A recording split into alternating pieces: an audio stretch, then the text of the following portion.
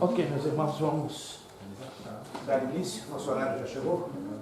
Convido, por favor, a todos colocar-se de pé. Vamos nos apresentar ao Senhor nosso Deus. Que a sua bênção nos acompanhe nesta aula, nesta nova matéria. Que seu Santo Espírito possa estar, como sempre, conosco, né, nos guiando, nos orientando e nos motivando. Oremos. Pai amado, muito obrigado por esta rica oportunidade que nos é concedida de mais uma vez estarmos nesse santuário, nesta casa de oração, também casa de ensino da tua sacrossanta palavra. Muito obrigado, Senhor Deus, pelas portas abertas da Strong Tower Church e por esta nova etapa, esta nova matéria que estamos alcançando.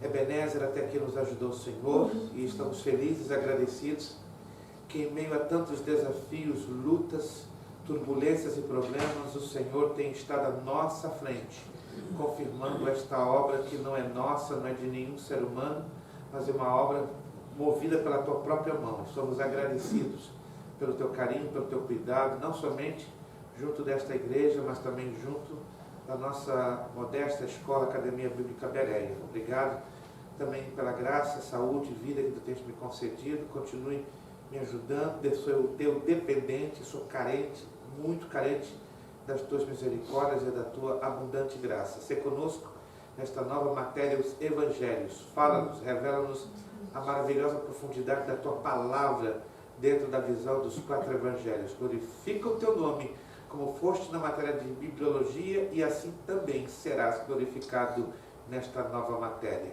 Desperta novos alunos para que possam se unir a nós, para que o teu nome seja glorificado, não para o nosso exibicionismo pessoal, porque somos uma escola numerosa, não, é que temos uma escola de homens e mulheres muito sedentos e famintos da tua gloriosa e eterna palavra. Obrigado, oramos agradecidos, no bendito e maravilhoso nome de Jesus Cristo.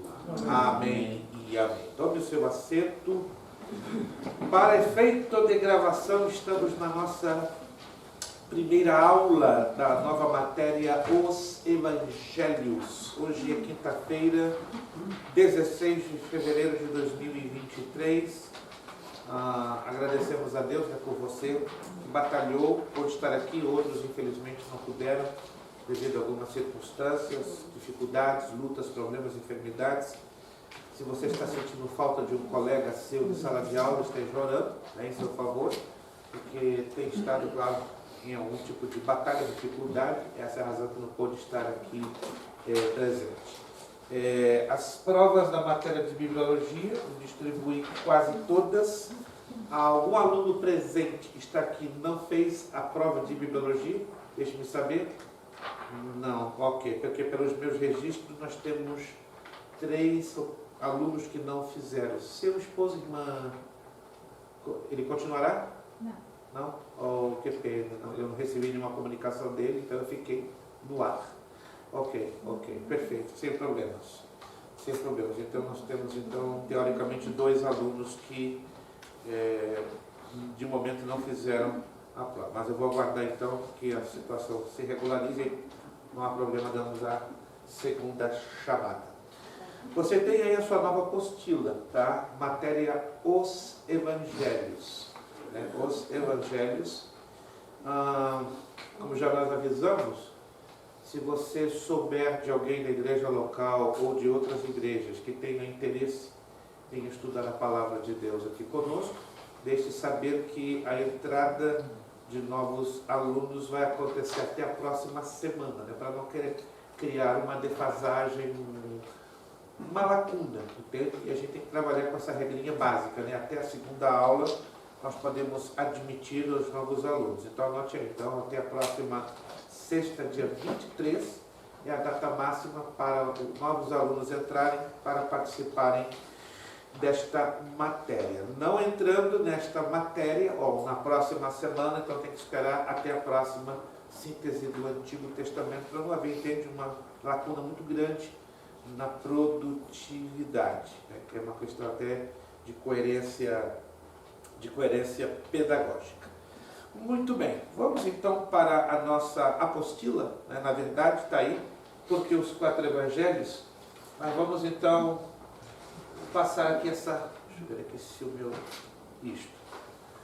É importante entendermos que os 4 evangelhos, eles têm, como vocês estão vendo aí, uma representação gráfica, uma representação simbólica, né, bastante interessante. Não liguei o microfone, né? Me foi dado o microfone e me omiti do microfone. Ok. Mas está em tempo. Perfeito. Vamos lá. Bom, como estamos vendo ali, os 4 evangelhos são representados por 4 animais. O que lembra a você dentro da Bíblia estes 4 animais? Vamos lá. Eu tenho certeza que vocês já leram algum texto bíblico e, lendo este texto bíblico, vocês estarão fazendo uma espécie de familiarização ou conexão com estas imagens. Alguém se lembra? Há nas Escrituras, inclusive, 2 textos bíblicos. Já estou dando até uma dica enorme, né? Tem 2 textos bíblicos que apresentam a imagem desses 4 animais. Alguém se lembra? Não acredito. Eu tenho certeza que você sabe. Quer apostar? Você já leu 1, 2, 3 vezes, mas a falta de café ou de adrenalina não está lhe permitindo se lembrar. O pessoal está esperando o pontinho. Está esperando o pontinho. Então vocês são judeus, os judeus sou eu, gente. Eu acredito que tem espírito de negociante aqui. Não estão conseguindo se lembrar? Não? Ninguém está conseguindo se lembrar? Só Mateus, não é? Não sei, talvez. Observe a minha pergunta. Esses 4 animais, que são um símbolo dos 4 evangelhos, eles aparecem também em 2 outros textos das Sagradas Escrituras. Ezequiel fala. Exato! Ezequiel e Apocalipse. O que é isso aqui? Oh boy. Deus tem misericórdia. Que graça. Uau. Vamos lá. Primeiro capítulo do livro do profeta Ezequiel, a visão dos 4 animais às margens do rio Quebar. Dê uma olhadinha depois lá com calma. Nós não vamos ler o texto, que vai tomar um considerável tempo. Tá? Os 4 animais do rio Quebar apresentam esta imagem. E no capítulo 4, ou 5, perdão, no capítulo 5 do livro do Apocalipse, esses mesmos animais voltam. Entendeu? E aí nós vamos explicar por que esses 4 animais. Mas vamos começar por aqui, entendendo esta analogia ou simbologia, porque a Bíblia trabalha muito com símbolos, né? Muito com a analogia. Os evangelhos. Por que 4? Vamos entender 3 coisas importantes sobre o número 4. 4 é o número da terra. Por quê? Os pontos cardeais. Norte, sul, oeste e leste. 4 é o número das oportunidades. E 4 é o número da universalidade. Esta é a razão que, quando você lê nas Escrituras a ocorrência quase que constante do número 4, está se referindo basicamente a essas 3 coisas, né? Está se referindo à Terra, ao nosso planeta, ao número das oportunidades e ao número da universalidade. Pastor Abraão de Almeida, alguém conhece o pastor Abraão de Almeida? Ele tem um livro maravilhoso, vou recomendar, vou postar a capa no grupo, chamado Os Números da Bíblia. Se você quer conhecer o significado de cada número nas Escrituras Sagradas, é lindo, né? Eu creio que em língua portuguesa é a única obra disponível. Em inglês tem 3, 4 autores muito bons, mas em português foi show de bola. Há coisa de 4 anos, o pastor Abraão de Almeida fez o lançamento deste livro ali na cidade de Boca Raton, estava ali com ele presente, e teve uma belíssima aceitação. Então eu vou recomendar a vocês, e fiquem à vontade em adquirir, porque quando conhecemos o significado dos números na Bíblia, passamos a decodificar ou entender os códigos dos números que temos dentro da Bíblia, né? Como alguns deles eu vou falar também dentro dessa matéria. Vamos lá. Os 4 evangelhos, então, têm a representação gráfica e simbólica de 4 animais. Mateus, um leão. Marcos, boi ou touro. Lucas, um anjo ou um homem. e João uma águia. O que significa isto? Mateus, tendo o símbolo ou a figura de um leão, representa a força e a autoridade real. Consequentemente, o Evangelho de Mateus foi escrito para uma audiência judaica.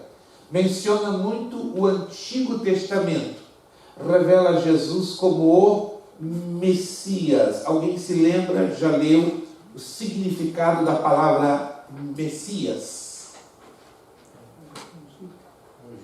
Ungido, porque provém da palavra Machia no hebraico, que é o mesmo a palavra Cristo no grego. Então anote aí, Messias e Cristo têm o mesmo significado. Messias ungido, Cristo ungido, só que Messias é a forma hebraica e Cristo é a forma grega, Christos, como se pronuncia no grego koiné. Por isso o nome do nosso Salvador no hebraico é Yoshua HaMashiach. Alguém já ouviu falar? Yoshua HaMashiach, Salvador ungido, que no grego é Jesus ou Isus Christos, traduzido para o português, Jesus Cristo. Então, Mateus foi um evangelho escrito para uma audiência judaica. Tá? Nós vamos entender por que vamos encontrar tantos elementos da linguagem judaica no evangelho de Mateus. Marcos tem o símbolo de boi ou touro. O boi ou touro representa o serviço e o poder. Escrito para uma audiência gentia, em especial para os romanos. Revela Jesus como servo que ministra as necessidades físicas e espirituais dos outros, porque os romanos foi um povo, foi uma civilização que valorizava muito a força bruta, a força muscular, tanto que, segundo a história, os romanos tiveram o mais poderoso exército de todos os tempos. Não foram os babilônios, não foram os persas, muito menos os gregos, mas foram os romanos, que perpetraram, ou pelo menos estiveram quase 500 anos de história, conquistando grande parte da Europa, norte da África e 1/3 do continente asiático. Lucas tem o símbolo de um homem ou um anjo e representa a sabedoria e o caráter. Então Lucas também foi escrito para uma audiência gentia, em especial para os gregos. Revela Jesus como compassivo Salvador do mundo. Lembre-se que os gregos valorizavam muito a estética, o exterior, a aparência, a beleza. Daí a representação de um homem ou de um anjo. E a linguagem de Lucas, ela se encaixa perfeitamente dentro da mentalidade helênica ou mentalidade grega. João já nos apresenta como símbolo uma águia. E a águia representa a divindade ou a deidade. Escrito para uma audiência seleta, no caso, a igreja. Revela Jesus como Deus homem através de 7 sinais miraculosos. Interessante, no Evangelho de João, você vai encontrar 7 sinais apontando a Cristo como o homem Deus perfeito, através também do número 7, que é o número da perfeição na Bíblia Sagrada. Vamos lá então. Vamos entender a palavra evangelho ou evangelhos. A palavra evangelho deriva do grego e é formada pela união de 2 termos. Isso aqui que você está vendo é como se escreve no alfabeto grego, Epsilon e Upsilon. Então são as 2 letras que pronuncia-se como fosse em português eu. Parecido com o nosso eu em português, mas na verdade não seria eu, porque a palavra eu, o pronome reto eu em grego é ego, Ego em grego é eu, mas aqui temos eu, que quer dizer boa, Por exemplo, em grego, el lemonopus, boa oportunidade, Eu, mas ego seria eu. Vamos lá.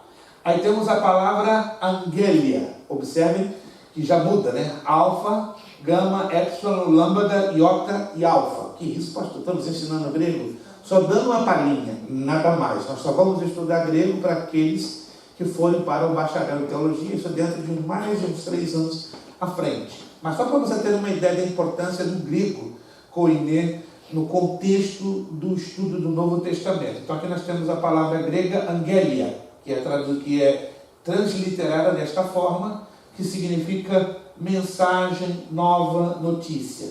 Daí podemos definir a palavra evangelho ou evangelium como as boas novas, boas notícias.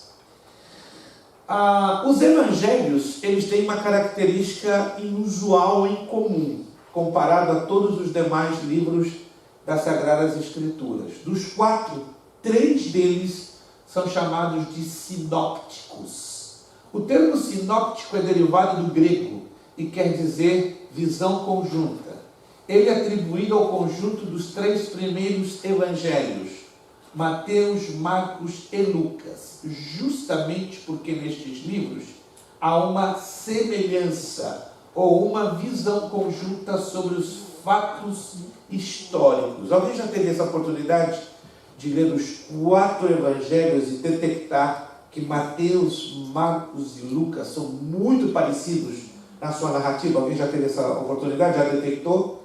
João é um conteúdo completamente exclusivo, separado, não tem nada a ver com os 3 anteriores. O Evangelho segundo João não é incluso no sinóptico, apesar de ser considerado um evangelho, porque sua abordagem é do ponto de vista divino de Jesus. Essa é a razão.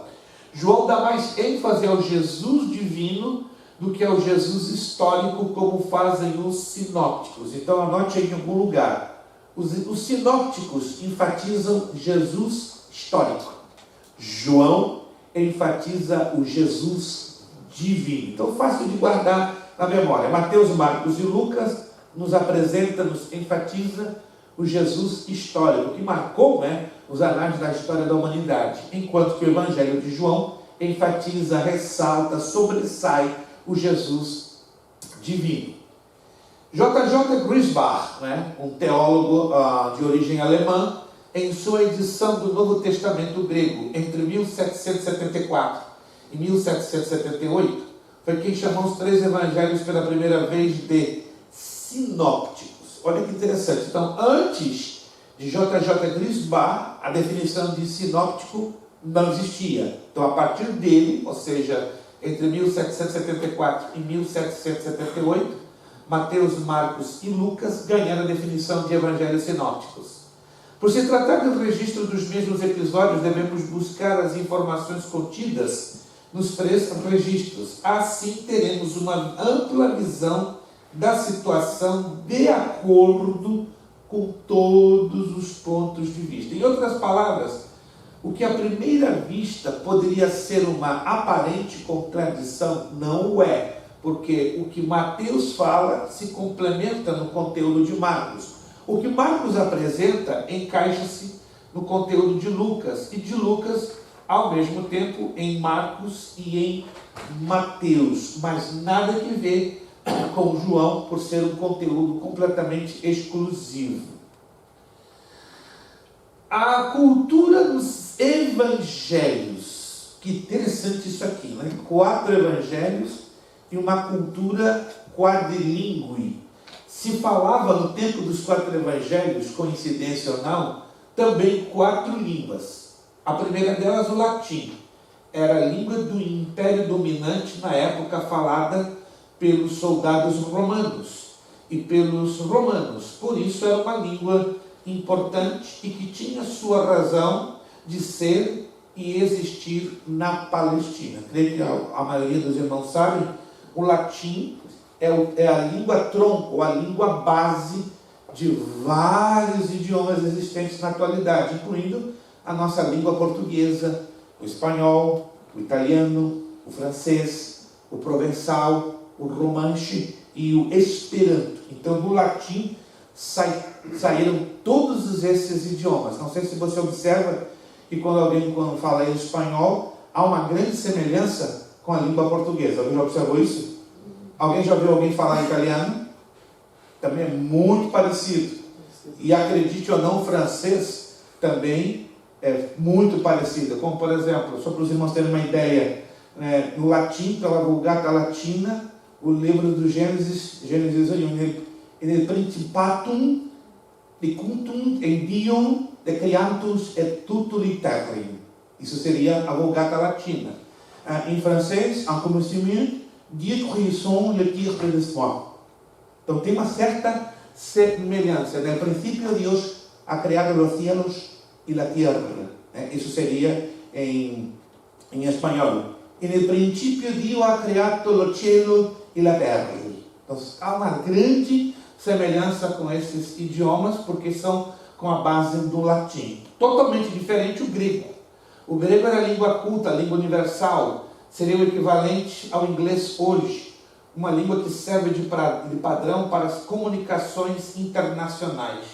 Não era a língua que a plebe falava. O texto das Escrituras Sagradas mais famoso no grego, koine, é sem dúvida nenhuma, João 1:1. Enarre kai hologos ton theon, kai hologos ton theon, prestestus theon. No princípio era o verbo, e o verbo era Deus, e o verbo estava com Deus. Aí temos o hebraico. O hebraico era a língua mãe dos judeus, mais religiosa que popular, ou seja, era mais usada no templo do que no dia a dia na comunicação entre as pessoas. Diga-se de passagem, o hebraico e o aramaico têm uma semelhança fonética muito grande, mas uma diferença na escrita. Como, por exemplo, no hebraico, no princípio Deus criou os céus e a terra. Bereshit bara Elohim bara hatok venesh adok eretz. Isso seria em hebraico. Em aramaico, Berehat arabo bara aloah ahatep yot hot vaneki. Então, são um pouquinho semelhantes na fonética, mas na escrita bem diferente. O aramaico, então, era a língua popular da Palestina, nos tempos dos 4 evangelhos. Os judeus passaram a falá-la após o cativeiro babilônico. Muito interessante isso aqui.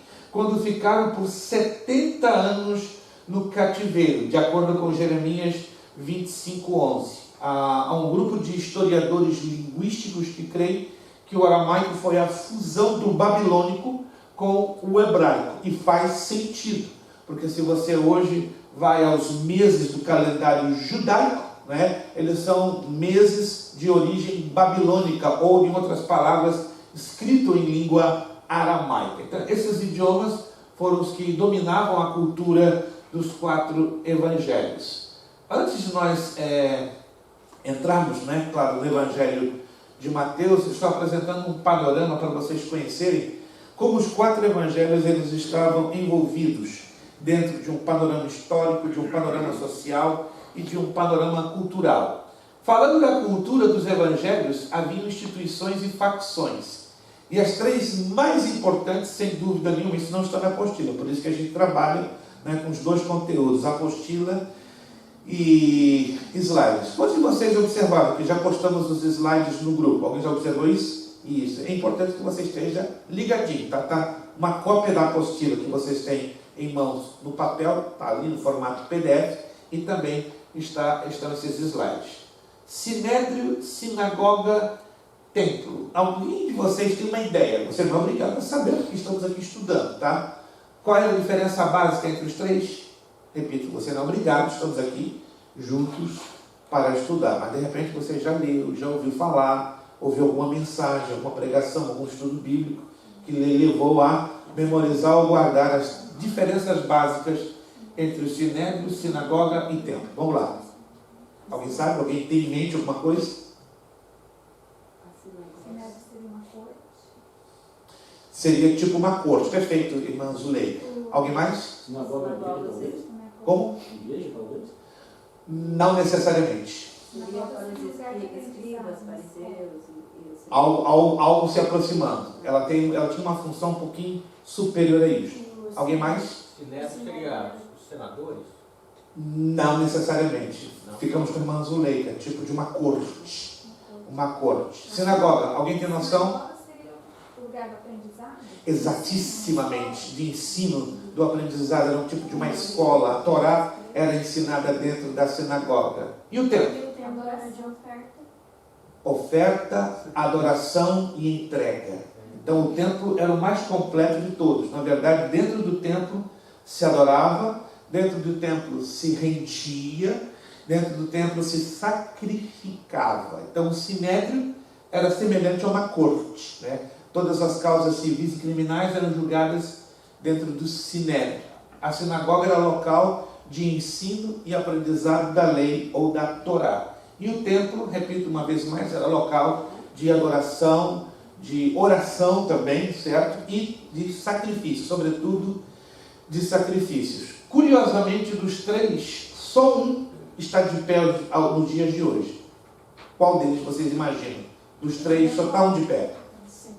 Sinagoga. Não existe mais o sinédrio, não é? E não existe mais o templo. Né? Então o sinédrio foi extinto depois da destruição de Jerusalém e o templo a mesma coisa. Então subsistiu a sinagoga. E a sinagoga começou no templo de Esdras e Neemias. Sim, meu irmão? Pastor, o sinédrio, ele ficava, era só um local ou tinha vários locais? Basicamente em Jerusalém.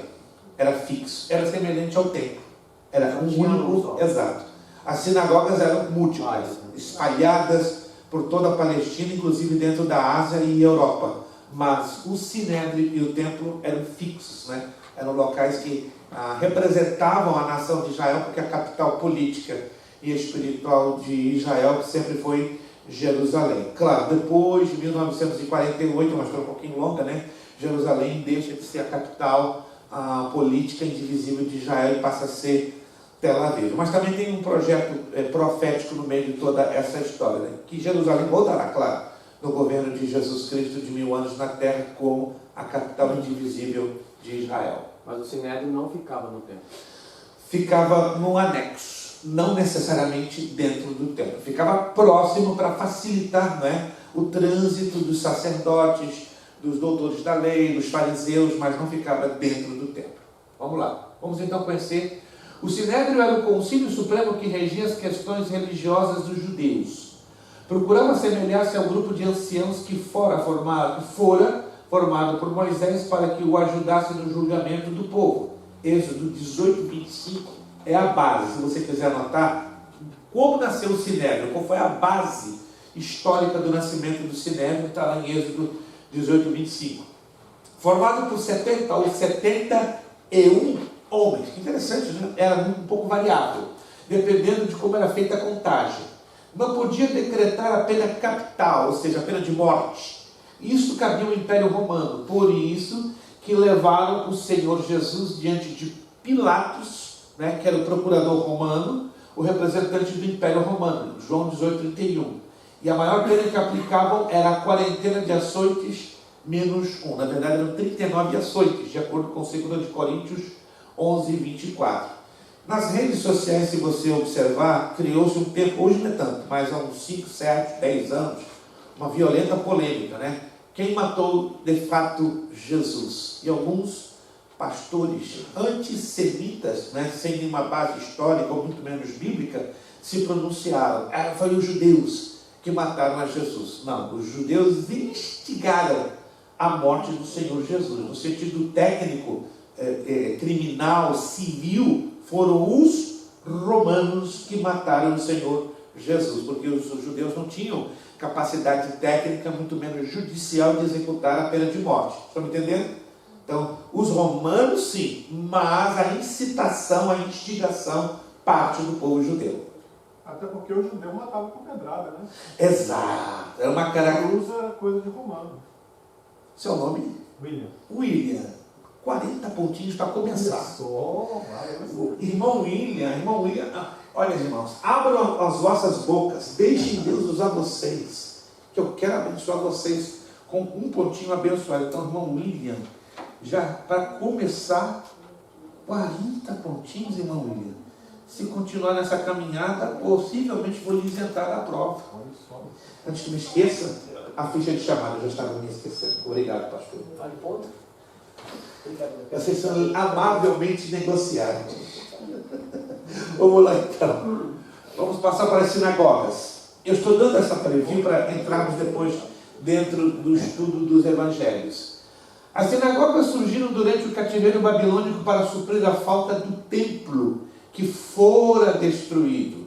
Era uma instituição com a finalidade de destruir os judeus em sua religião. Ela poderia ser constituída em qualquer lugar, atendendo a questão que o nosso irmão acabou de fazer. Prova disso é que na maioria das cidades que Paulo visitou em suas viagens missionárias, ele encontrou uma sinagoga para que ali pregasse. Então se tornou um hábito, né, o estabelecimento de sinagogas, não apenas dentro de Israel ou da Palestina, mas também espalhou-se praticamente por toda a Europa e Ásia e norte da África. Vamos a templo, lugar onde os judeus iam para oferecer sacrifício, e acabou virando lugar de comércio. E este comportamento fora condenado pelo Senhor, está ali em João 2, 13 a 16, né, que Jesus ficou muito irado quando viu os cambiadores do templo, né, estabelecendo um comércio à torta e à direita, e Jesus foi tomado exatamente pela ira do Pai para expulsá-los. O templo descrito nos evangelhos era o mesmo reconstruído após o retorno do cativeiro, isto em 536 a.C. Então, esta data de 536 foi o retorno do cativeiro, mas em 516, Zorobabel inaugura este que é o chamado Segundo Templo de Israel. Quase 500 anos, 525 anos depois, Herodes o Grande remodela, faz uma remodelação fantástica no templo de Zorobabel. Então, entende-se historicamente que o segundo templo foi fruto do trabalho de Zorobabel, e mais de 520 anos depois, isso já em torno dos anos 2, 3 a.C., já foi trabalho de Herodes o Grande. Vamos lá. Vamos entender as facções. Eu estou dando todo esse panorama para nós então entrarmos depois de cabeça no desenvolvimento de cada um dos evangelhos, né? Esse conteúdo tem bem salpicadinho na apostila, mas não nos detalhes que trazemos aqui nos slides. Por isso eu faço que você tenha redobrado a atenção em salvar esses slides. Vamos lá. Bom, nos dias de hoje, quando você está irritado com alguém na casa de Deus, né? Isso, pelo menos a garotada tem esses jargões populares, né? Dizem, deixa de ser fariseu. Então o fariseu ganhou uma conotação pejorativa, né? Deixa de ser hipócrita, deixa de ser um camarada desonesto. Eu soube há pouco tempo atrás, não sei se procede, né? Tem uma outra nomenclatura que a gurizada criou, né? Gadareno. Afasta esse gadareno da minha vida. Eu custei entender isso, né? Gadareno, meu Deus, que expressão é? Depois eu aprendi, né? Que gadareno é uma pessoa oprimida, perturbada. Mas tudo bem, isso aí é a gurizada que cria esses jargões, né? essas colocações pejorativas. Mas vamos entender biblicamente quem foram os fariseus. Eram populares, a mais influente seita da época dos evangelhos. Tanto é que Paulo, antes de sua conversão, pertencia a esta seita judaica. Paulo aos Filipenses, no capítulo 3, verso 5, e Atos 23, 6, fala sobre isso.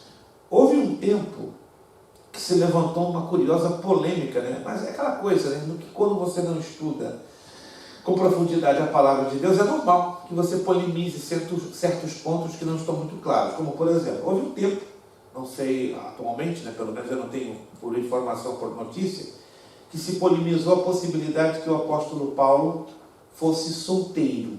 Por quê? Porque lendo o capítulo 7 da primeira carta aos Coríntios, gera uma impressão, mas não é verdadeiro, por causa do primeiro versículo do capítulo 7.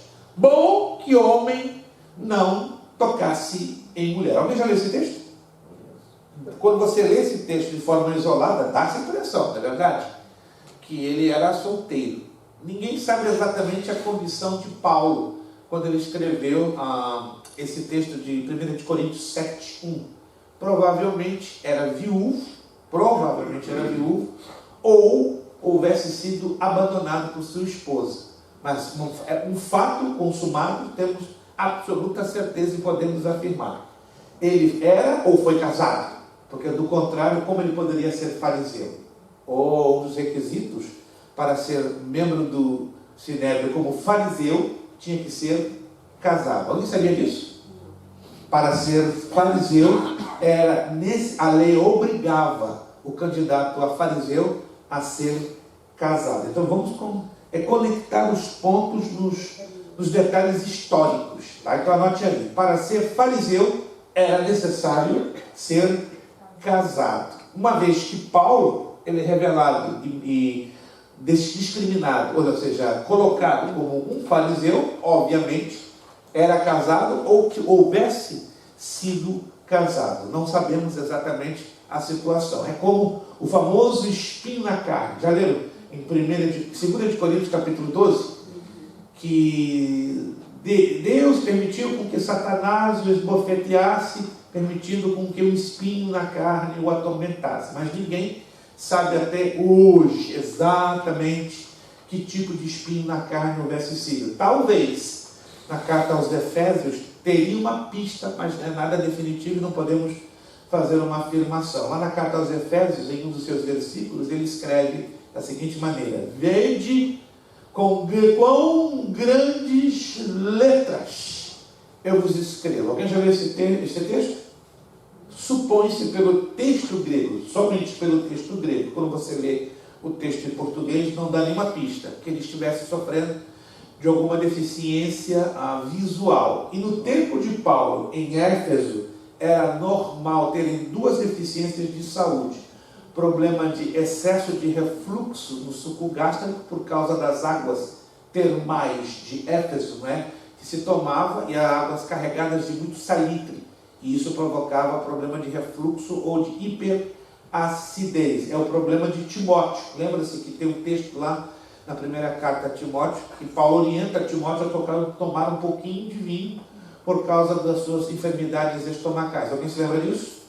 Porque não havia Thanos, não havia Alka-Seltzer, então Paulo recomendou, toma um pouquinho de vinho para aliviar essa hiperacidez que está te atormentando. E as águas termais de Éfeso desprendiam muito gás metano. E o gás metano era muito normal provocar um problema de glaucoma. Isso é um fato histórico que quando você estuda a situação de Éfeso, você vai descobrir 62% da população de Éfeso, por ter contato com as águas termais e, consequentemente, com os vapores que desprendiam metano, tinham problemas de glaucoma. Então, é uma dedução que possivelmente o tempo que Paulo passou ali em Éfeso, ele provavelmente pudesse ter contraído algum tipo de glaucoma, e daí ele escreve, com grandes letras eu vos escrevo. Mas não é uma conclusão final, é apenas uma hipótese. Sim.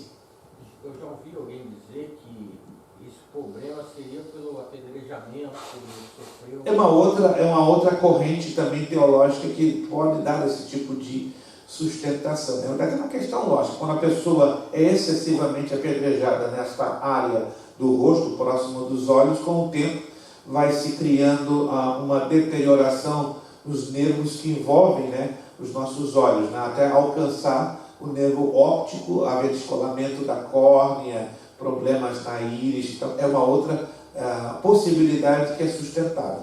Apedrejamento ou as águas termais que desprendiam metano ali em Éfeso. Qual das duas? Não se sabe. Mas vamos chegar lá, eu vou perguntar a ele qual foi o problema, meu irmão. Mas ele já vai estar com o corpo glorificado, então não vai dar em nada. Vamos lá. Com respeito aos fariseus, eles dominavam as sinagogas. Este era um dos motivos de Paulo ter facilidade para falar às sinagogas. Se você observa, Paulo tinha muita facilidade de falar às sinagogas, porque ele era membro das sinagogas, ele era fariseu. Eram tradicionalistas e hipócritas e foram duramente criticados pelo Senhor, Mateus capítulo 23. Mais apegados à tradição oral que à letra da lei. Seu nome deriva-se do hebraico farash, que quer dizer separar-se. Então, quando você diz fariseu, é um separado, é um destacado por circunstâncias religiosas. Eram legalistas, mas acreditavam no mundo espiritual, ao contrário dos saduceus. Ou seja, os fariseus acreditavam nos anjos e na ressurreição dos mortos no último dia. Ao contrário dos saduceus, os saduceus não acreditavam em anjos, nem demônios, e muito menos na ressurreição dos mortos. Os saduceus formados pela aristocracia judaica que dominavam o templo e o sinédrio. Eles eram políticos de mão cheia e a administração política de Jerusalém. Não sobreviveram à destruição de Jerusalém em 70 depois de Cristo. Deixa eu mostrar um texto para vocês da terrível influência que os saduceus exerceram, não é, nos tempos dos 4 evangelhos. Abra comigo no Evangelho de Lucas, capítulo de número 3. Evangelho de Lucas. Eu vou mostrar a vocês um texto bem interessante, que, claro, muitos de nós lemos, passamos por cima e não observamos o detalhezinho. Lucas capítulo 3, eu vou ler o primeiro e o segundo versículo, por favor. Lucas 3, 1 e 2. No 15º ano do reinado de Tibério César, sendo Pôncio Pilatos governador da Judéia, Herodes, tetrarca da Galiléia, seu irmão Filipe, tetrarca da região de Itureia e Traconites e Lisânias, tetrarca de Abilene. Isso nós vamos estudar depois com calma e com detalhes, o porquê tantos nomes, tantos títulos. Vamos entender isso. Mas eu chamo a atenção do versículo 2. Sendo os sumos sacerdotes Anás e Caifás, veio a palavra de Deus a João, filho de Zacarias, no deserto. Aqui neste versículo 2, tem algo muito incomum, muito inusual, muito anormal, que é, sem uma dúvida, a mão dos saduceus. Alguém está observando? O que é de estranho, o que é de inusual, de incomum, dentro deste texto, que é mão, que é a influência dos saduceus. Vamos lá. 2 somos sacerdotes? Exato, isso não era comum. Era totalmente anormal. Anote aí. Os sumos sacerdotes eram sempre um. Daqui nós temos 2. Porque um era imposto pelo Império Romano. E o outro era normalmente descendente da tribo de Levi. Ou porque era sogro e genro. Então nós estamos vendo aqui que o sacerdócio nessa época estava sumamente corrompido por influência exata dos saduceus. Anote isso, porque a grande maioria, lê esse texto e não consegue detectar essa anormalidade. Então anote aí, nunca foi normal existirem 2 sumos sacerdotes, sempre um e da descendência de Levi. E aqui um deles não é descendente de Levi. Olha que interessante. Tá? Depois eu vou mostrar a vocês outras curiosidades que a maioria lê e não consegue detectar. Os saduceus, então, eles não sobrevivem à destruição de Jerusalém, que acontece exatamente no ano 70 depois de Cristo. Bom, uma visão bem rápida, e aí já vamos entrar no Evangelho de Mateus. Os evangelhos sinóticos, de uma maneira bem resumida, só para você visualizar, apresenta Jesus como rei, Marcos como servo e Lucas o divino homem perfeito. E lembrando que sinóticos é a junção de 2 palavras gregas, sim, juntos, e ópsis, visão, ter a mesma visão ou visão conjunta. João já mostra um Deus Salvador, a visão de João sobre Jesus. Vamos então introduzirmos-nos dentro do Evangelho de Mateus, aí vamos à apostila. Todo esse preâmbulo que eu acabei de dar é para você entender o pano de fundo histórico e social, que se encontrava o Evangelho, os 4 evangelhos. Apostila. Mateus. Por que 4 evangelhos? Mateus foi escrito para os judeus. Se você olha no quadro ali, o Evangelho de Mateus tem 4 interessantes características. Muito obrigado. Tem 4 interessantes características. Primeiro delas, existem 129 alusões ao Antigo Testamento.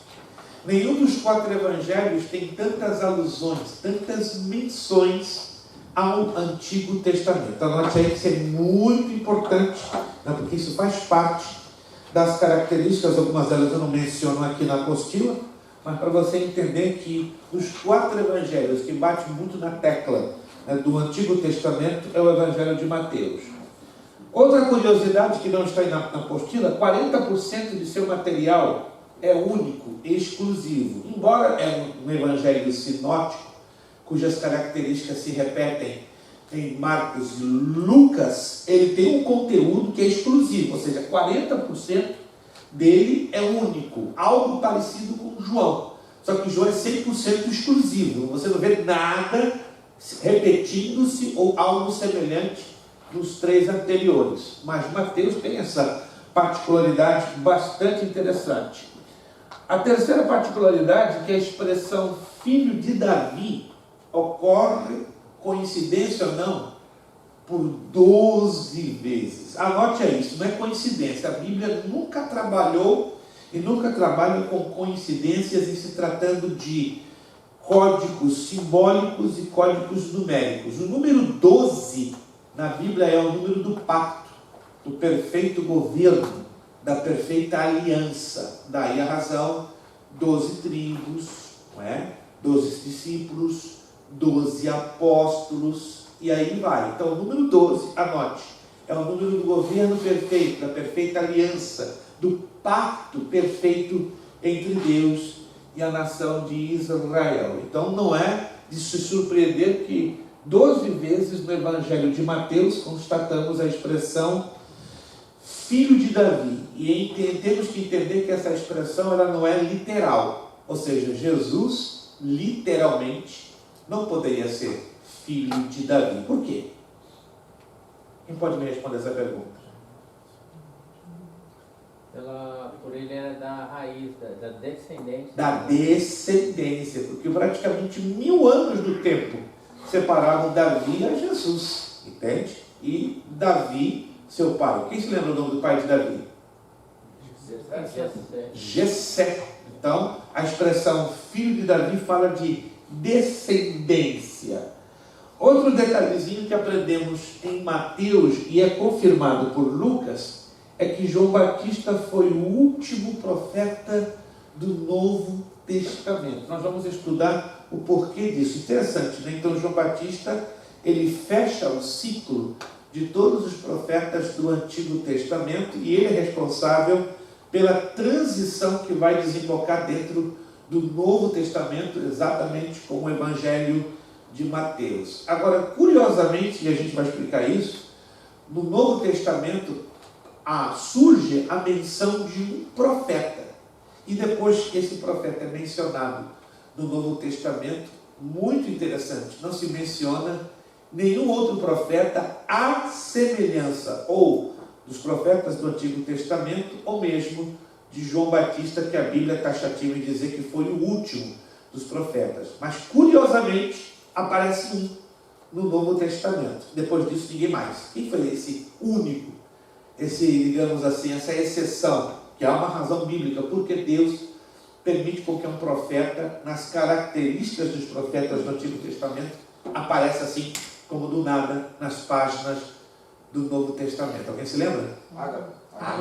Bem interessantíssimo. Tem uma razão de ser e a gente vai explicar isso com luxo de detalhes. Perfeito. Então essas são as características básicas, né, que não estão aí na apostila, do Evangelho de Mateus. Aí voltamos lá. Mateus tinha o nome de Levi. Levi havia sido um publicano. O que é um publicano? Um judeu que servia o Império Romano cobrando impostos dos seus compatriotas. Era normal que os publicanos fossem judeus trabalhando a serviço do Império Romano. Isso era considerado como traição. Alô? Isso era considerado traição. Porque o Império Romano subjugava a Palestina e subjugava a nação de Israel.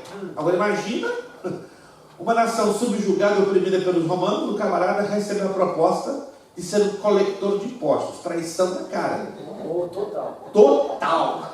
Mas o Jurandir entendeu o mistério de vocês também. Então, por isso que os publicanos eram odiados. Uma das razões que vários judeus decidiam trabalhar para o Império Romano eram as regalias. Um excelente salário, o direito da cidadania romana e a capacidade de roubar era grande. Na Bíblia fala de um publicano muito famoso, que teve um encontro com Jesus e ele mesmo confessou a quantidade que ele roubava. Claro, não foi uma força de expressão, não. Ele bem claro, ele foi tão impactado pelo encontro que teve com o Senhor Jesus, que ele confessou a quantidade exata que ele costumava roubar. Quem se lembra? Zaqueu? Zaqueu. E qual foi a quantidade que ele confessou com seus lábios?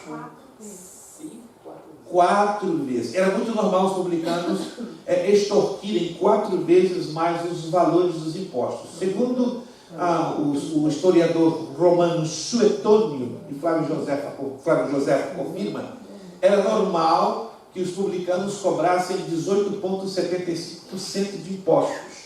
Mas os publicanos chegavam e cobravam 64% a 66%.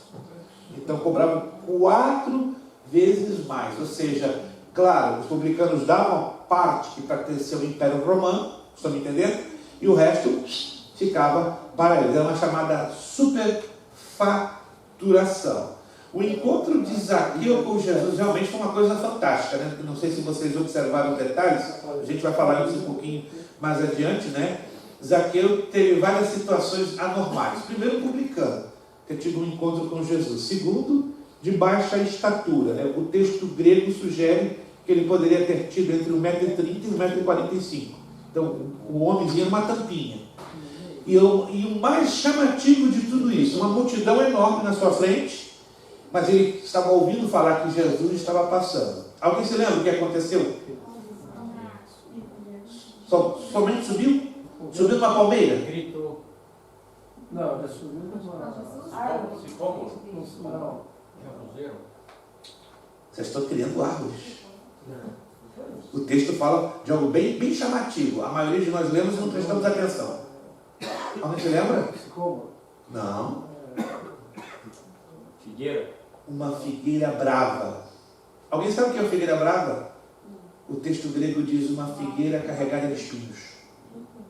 Há uma espécie de figueira na Palestina chamada Silopendia strotoncus. Silopendia strotoncus. É o nome latino, o nome científico.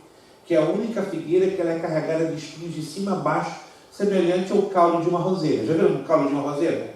É espinho imundo. E esta figueira era a única espécie que era carregada de espinhos de cima a baixo. Aí você imagina o homem desesperado para ter um encontro com o Zaqueu, sobe numa figueira brava, carregada de espinhos. Ele olhou, deve ter pensado 2 vezes, mas a sua sede e o seu desespero de ter um encontro com Jesus superou, não é? Superou. Algumas traduções trazem como sicômoro, certo? Há uma espécie de sicômoro também na Palestina, que ela é todinha carregada de espinhos. Os sicômoros regulares não são espinhosos, mas os sicômoros, uma espécie que esse mesmo nome, ela é carregada de ponta a ponta. Então, vamos imaginar, embora o texto não nos dá detalhes, Zaqueu todo rasgado, todo ferido, todo ensanguentado, porque ele tinha necessidade de ver Jesus. Então, nós aprendemos com isso, né? Ele não queria saber de mais nada, ele queria ter um encontro com o mestre dos mestres, e teve, e a sua vida foi radicalmente transformada. Dá uma linda mensagem, não é verdade? Quando você vai bem fundo no texto, né? Quando você lê o texto assim por cima, não tem nada a ver. Mas quando você vai na profundidade do texto, aí você descobre que o impacto da conversão de Zaqueu foi mediante a um sacrifício que ele fez, literalmente. Um sacrifício de abrir mão de dinheiro, né? E um sacrifício de sair todo machucado, todo ensanguentado. Mas valeu a pena, porque a salvação entrou na sua casa. Vamos lá. Passou a ser chamado Mateus, que era um privilégio da dupla cidadania, por ser publicano. Então, seu nome hebraico era Levi, mas ele ganha o nome Mateus, que é o nome grego, Matael, que no grego é Matael. Marcos 9,9. Forma abreviada de Matatias, presente de Deus. Matatias era a forma abreviada e aramaica, mas Mateus é a forma grega, porque isso era importante para a sua nova identidade de remido e, ao mesmo tempo, reafirmava que ele era parte do povo de Deus. Ou seja, Matatias é a forma aramaica, mas Mateus é a forma grega. Quando chamado, abandonou tudo para seguir o mestre. Fica bem claro que o foco do Evangelho de Mateus é apresentar os ensinos de Jesus. Quem de vocês tem assistido aquela minissérie que está aí impactando, né, a opinião pública, The Chosen? É o personagem que eu tenho uma admiração, né? Eu e minha esposa nos deliciamos com Mateus. Aquele ator, vou te contar, quero conhecer um dia pessoalmente. Dá um abraço, um beijão no rostinho dele e dizer, meu amigo, você foi fantástico. Né? Quando você lê o texto grego, sugere, não afirma, a ideia que definitivamente Mateus era um tipo de um autista. Olha que interessante o texto, porque a palavra autismo só foi conhecida a partir de 1909 através de um geneticista francês que descobriu, né, o autismo como uma deficiência genética. Ou seja, nos anos dos 4 evangelhos, o autismo não era conhecido como uma enfermidade. Até alguns discriminavam pelas pessoas por serem autistas e julgadas como endemoniadas. Mas olha que coisa interessante, né? E os autistas, se você conhece um autista, são pessoas até um pouco mais inteligentes, mais capacitadas que nós que dizemos nós somos normais. Mas alguém conhece um autista? Eles são super sensíveis, super inteligentes. Eles estão dentro do mundo deles, né? Então, provavelmente, Mateus, pela representação do The Chosen e pelo que o texto grego traz na superfície, poderia ter sido um autista. Que interessante, né? Jesus ter escolhido um camarada com uma certa deficiência, mas que deixou um relato maravilhoso da sua existência, do seu ministério aqui na Terra. Vemos isso nos exemplos do Sermão do Monte. Então, Mateus é o evangelho que é caracterizado por ensino, os ensinos de Jesus. As parábolas, grande número das parábolas, 61% das parábolas de Jesus, né? Quem já estudou sobre as parábolas de Jesus? Alguém já estudou? Só a pastora Cátia que está lá envolvida com as parábolas, né? É lindo, são 53 parábolas, alguns dizem 46, outros 40, outros até esticam um pouquinho para 72, mas até onde temos por informação, por causa das combinações, as parábolas na verdade são 53, as quais 61% estão dentro do conteúdo do Evangelho de Mateus. Vários elementos dentro do Evangelho de Mateus, em 5 minutos passamos o nosso intervalinho, tá bom? Vários elementos dentro do Evangelho de Mateus confirmam ter sido escrito para os judeus. Aí nós temos 3 características, pelo menos aqui na apostila, que nos deixam bem nítidos, ou bem claro, que Mateus foi direcionado para uma audiência judaica. Número 1, dos 4 evangelhos, só Mateus utiliza a expressão reino dos céus, onde outros dizem reino de Deus. Interessante. Isto é significativo porque no judaísmo há um grande cuidado no uso do nome de Deus. Alguém sabia disso? O judeu, quando está lendo a Torá, o Antigo Testamento no hebraico, quando encontra o nome de Deus em hebraico, eles não leem, eles não pronunciam o nome de Deus. Sabe por quê? Eles reverenciam muito o mandamento que diz lá em Êxodo capítulo 20, versículo 4, não tomarás o nome do Senhor teu Deus em vão. Então, quando eles encontram o nome do nosso Deus em hebraico, que é conhecido como tetragramaton, as 4 letras, que no nosso alfabeto latino, ele é representado por YHWH, ao invés de eles disserem Yahweh, seria a pronúncia aproximada, ou Javé, ou Jeová, que é a forma grega e é incorreta, eles substituem por Adonai, ou o Eterno. Alguém já ouviu falar disso?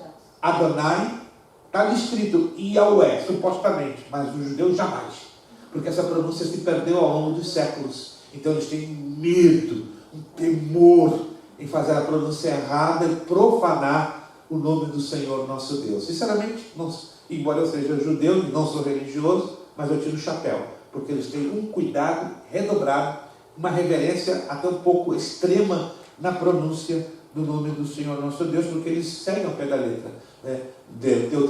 Êxodo capítulo 20, versículo 4. Então a expressão Adonai quer dizer Senhor Supremo, né? Ou proprietário, que vem do hebraico Adon, que é amo, dono, Senhor, né? E já o Eterno fala daquele que era, que é e será para todos sempre. Vamos lá. Até muitos nas orações diárias, né? As pessoas fazem. Isto. A palavra Adonai. Adonai. Se intercambia, né? Na verdade, a expressão Adonai é muito usada pelos judeus askenazis, são aqueles que usam chapéu preto, trancinhas, têm um grande poder material no planeta. Já os sefaraditas e os adinos, os sefaraditas são de origem espanhola e marroquina, os adinos são os negros, ligados a Salomão e a rainha Sabá, eles usam a expressão o Eterno. É muito difícil ouvimos um sefaradita e um adino dizer Adonai. Então aí entra um lado cultural, muito interessante. Quando você ouve alguém dizer Adonai, é batata, é judeu askenazi. Se você ouvir alguém falar o eterno, vai ser sefaradita ou adino, porque existem 3 facções raciais e até religiosas dentro do judaísmo. Só uma pergunta, quando fala judeu ortodoxo, Que seria o judeu tradicional. É aquele que não crê que Jesus Cristo é o Messias de Israel, é aquele que não pode crer que Deus tenha um filho, porque na concepção judaica, Deus ter um filho é ser um segundo Deus. E o judaísmo, por natureza, é uma religião monoteísta. E aí eles caem de novo naquele detalhezinho de Deuteronômio 6,4.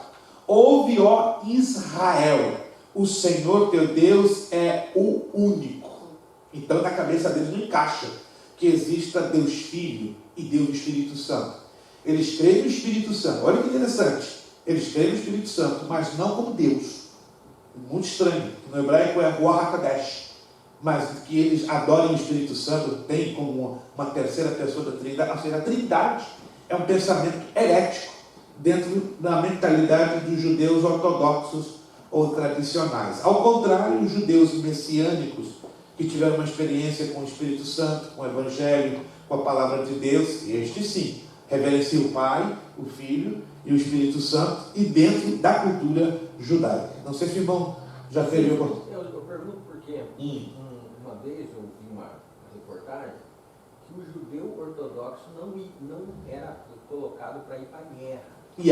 Entendeu? 100% correto. Mas não tem nada a ver com a tribo de Levi. Não, nada. É uma questão mais de uma tradição, né? Que o Midrash, o Talmud, o livro das tradições, impõe, né? Já é um fator cultural. Nem é tanto um fator bíblico da Torá, é mais um fator cultural, olhando também pelo lado da preservação do sexo masculino. Não sei se o pastor se lembra, né? Lá em Deuteronômio, se não me entrar a memória, ou Êxodo, capítulo 24, né? Que diz que o homem teria uma lua de mel por 1 ano. Aí alguns leem aquilo ali, bênção, 1 ano de lua de mel, a casa cai, em todos os sentidos possíveis, né? No dinheiro. Mas aí se explica, porque a tendência dos homens irem à guerra e morrerem era muito grande.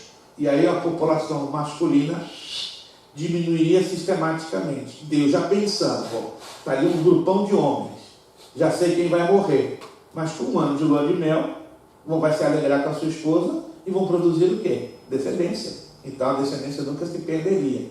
Algo parecido, Deus se preocupou com a questão da tribo de Levi em manter a descendência através de casamentos entre cunhados e cunhadas, que na nossa cultura é estranho, só mal, né? Um cunhado casar com uma cunhada, mas na cultura judaica, para manter o liverato, isso era totalmente normal, para manter a descendência, né? Na família do meu pai, todos são casados entre primos e cunhados. É estranho demais, muito estranho. O que é isso? Incesto não, eles seguem sistematicamente a lei. Eu sou a exceção, né? Quando souberam que eu casei com uma gentia, um escândalo no planeta Terra, né? Eu sou um dos poucos judeus da família do meu pai. Tem 2, né, que se desviaram, meu pai e eu. Mas o resto, tudo casado entre primos e da tribo de Levi, entre cunhadas e cunhados. Estranho demais, mas segue literalmente, sistematicamente a lei. 9h20, meus irmãos, vamos passar então para um intervalinho de 10 minutos. 9h20, 10 minutinhos então, para descansar, tomar um cafezinho, esticar as pernas, e já em seguida continuamos com o Evangelho de Mateus.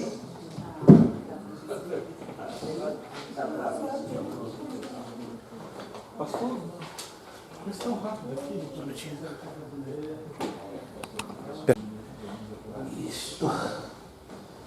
Muito bem, voltando dos comerciais.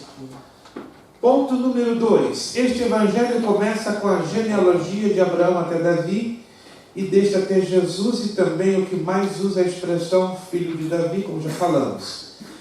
E que significava para os judeus ser ele o Cristo ungido, porque havia a promessa que o Messias viria da linhagem de Davi, de acordo com Isaías 9, 6, 7. Número 3, Mateus contém 12 citações ao Velho Testamento, sempre com o verbo cumprir, ou seja, das e 29 citações do Antigo Testamento, 12 estão ligados com o verbo cumprir na voz passiva, né? Aí no grego seria plerothenai. E aí temos os textos, né, que você vai encontrar, não no português, obviamente, né? No português você vai encontrar cumprir, mas no grego você vai encontrar a expressão plerothenai. Isto foi extremamente importante para que os judeus enxergassem a realidade espiritual do advento do Messias. Outra abordagem, virando a página, sobre Mateus, esta feita por Thielman. Thielman é um escritor, um teólogo muito importante, aponta no mesmo sentido. O Evangelho de Mateus concentra-se no diálogo com os judeus e é perceptível nas 5 linhas mestras de sua narrativa. 1. Jesus cumpriu as Escrituras de Israel. 2. Incorporou a lei e a sabedoria, trazendo revelação melhor que a lei. 3. Apresentou sua identidade como o novo e maior Moisés. 4. O filho messiânico de Davi, o filho de Deus, aquele que é nascido rei dos judeus. 5. Personificou Israel. Jesus era o que Israel deveria ter sido, né? Essa abordagem que estamos fazendo aqui, nós extraímos do livro A Teologia do Novo Testamento, um excelente livro para quem gosta, né, de entrar na profundidade do assunto. Ele é um livro que foi publicado pela Shed Publicações, é uma abordagem canônica e sintética. E o seu autor é este teólogo que acabamos de mencionar, Frank Thielman. Por outro lado, como em todo o Novo Testamento, há também o desmerecimento do povo de Israel, porque mesmo tendo sido escolhido, o povo da promessa tornou-se reprovável. Então aí temos 3 situações interessantes que devemos considerar. Preste atenção. Número 1, contra o judaísmo. Mateus capítulo 23 é um veemente desabafo do mestre contra os líderes judaicos da época e sua falsa religiosidade, quando Jesus constantemente dizia, né, nesse capítulo 23, ai de vós, escribas e fariseus hipócritas. Número 2, Mateus também afirma categoricamente que os gentios salvos substituirão os judeus no reino dos céus. Digo-vos que muitos virão do Oriente e do Ocidente e tomarão lugares à mesa com Abraão, Isaque e Jacó no reino dos céus, ao passo que os filhos do reino serão lançados para fora nas trevas. Ali haverá choro e ranger de dentes, como nos afirma Mateus 8, 11 e 12. Em outras palavras, a salvação vem dos judeus e Jesus veio salvar as ovelhas perdidas da casa de Israel. Entretanto, a rejeição dos judeus a Jesus abriu um espaço para que os gentios fossem os substitutos no reino dos céus. Não que Deus houvesse rejeitado a nação de Israel, mas o contrário. Mas isso não leva também Deus a anular o seu pacto que fez com Abraão, né? Então Deus vai resgatar a nação de Israel em um dado momento da história bíblica. Alguém se lembra qual será esse momento que Deus vai resgatar a nação de Israel? Não se lembram? Antes disso, na grande tribulação. Anote isso. Interessante, né? Deus vai resgatar o Israel remanescente no finalzinho da grande tribulação. Isso está declarado nos capítulos 12 e 14 do livro do profeta Zacarias. Agora, um detalhe que poucos de nós, ao lermos isso aqui, nos detemos, né? Ou temos a devida atenção. A genealogia de Mateus 1 a 17, 1 a 17, é diferente da de Lucas. Mateus acrescenta o nome de 4 mulheres. Olha só. É digno de nota que Tamar, Raabe, Ruth e Batseba. E no versículo 6 ela é apenas mencionada como a mulher de Urias. Então as 4 eram gentias, preste atenção.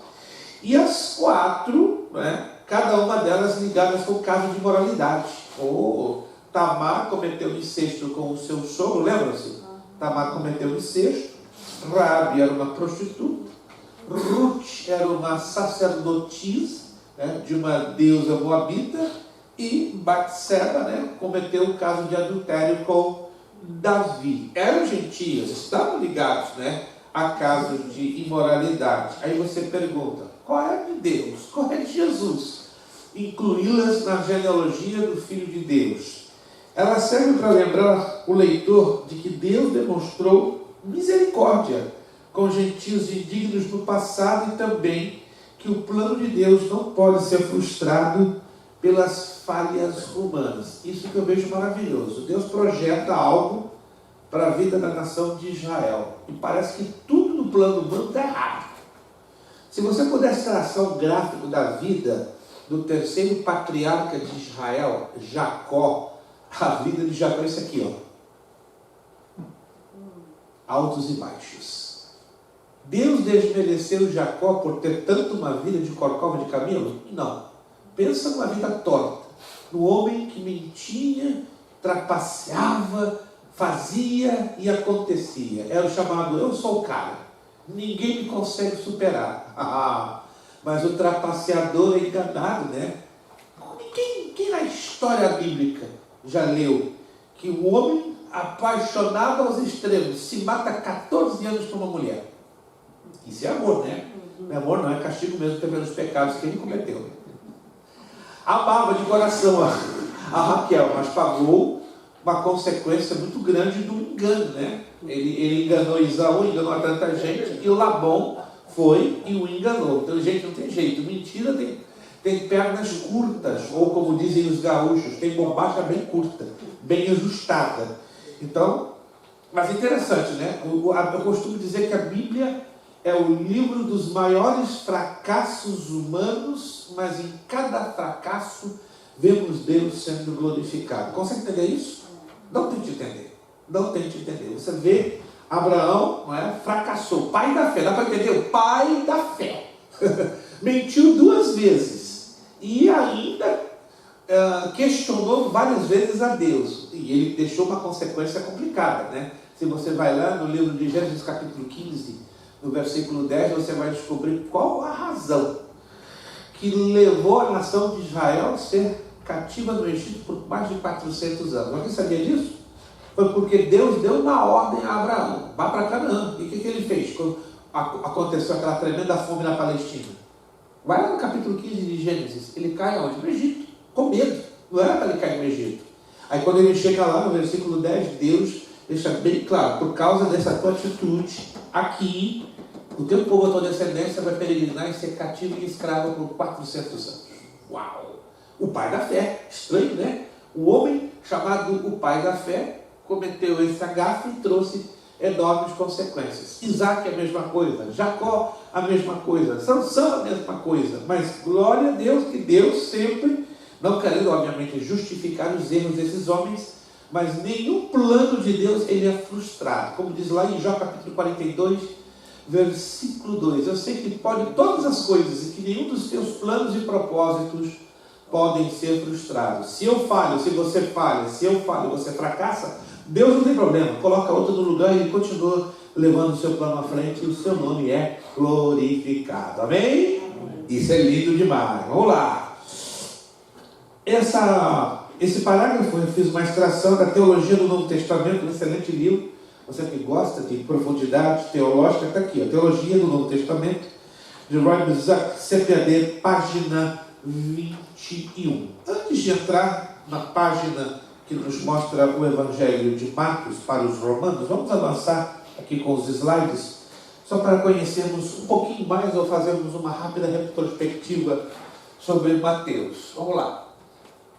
O versículo-chave do Evangelho de Mateus: buscai primeiro, pois em primeiro lugar o reino e a sua justiça, e todas estas coisas vos serão acrescentadas. Esta palavra reino aparece por 55 vezes dentro do Evangelho de Mateus. 55 vezes. Se aparece tantas vezes, é porque a tônica do Evangelho de Mateus é o reino de Cristo, ou o reino do Messias, para a nação de Israel. Não é à toa que está lá em Mateus 24:14.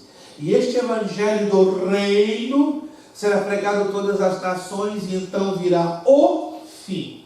Aí os pregadores, alguns que não estudam a profundidade do evangelho de Mateus, eles vão generalizar. Não, Jesus não poderá arrebatar a sua igreja até que todo o evangelho, que o evangelho seja pregado em todo o mundo. Já ouviram isso? Só que não procede, porque estamos aí falando do evangelho do reino.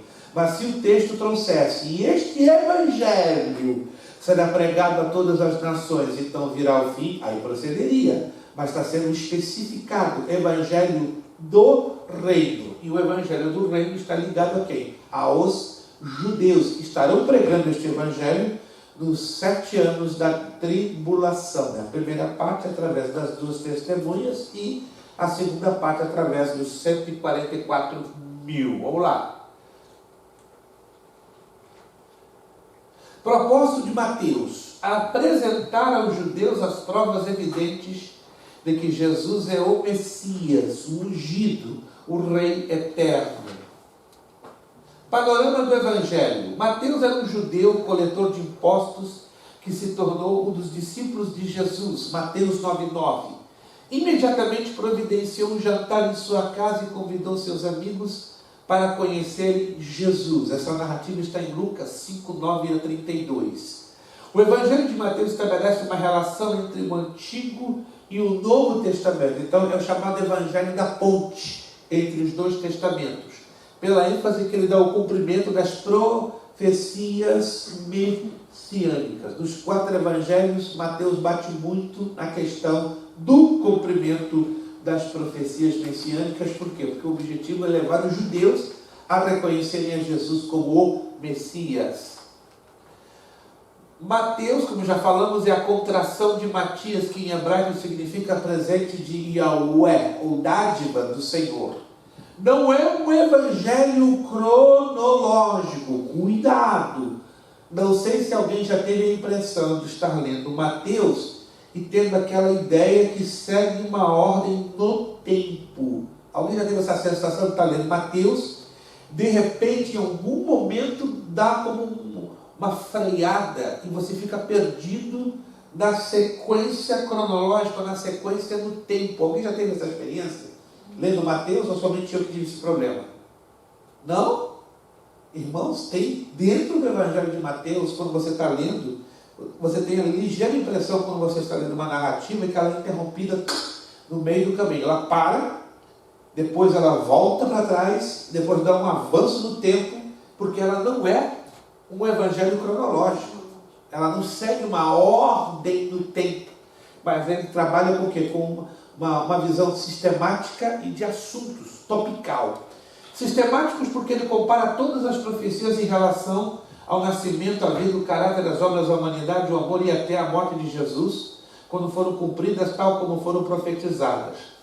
Há mais ou menos 40 profecias sobre Cristo. A primeira está registrada em Gênesis 3:15 e a última em Malaquias 3:1. Em tópicos, porque ela traz a narrativa da vida e obra desse rei, do seu nascimento até a sua morte. Vou dar um exemplo de que o Evangelho de Mateus não é cronológico.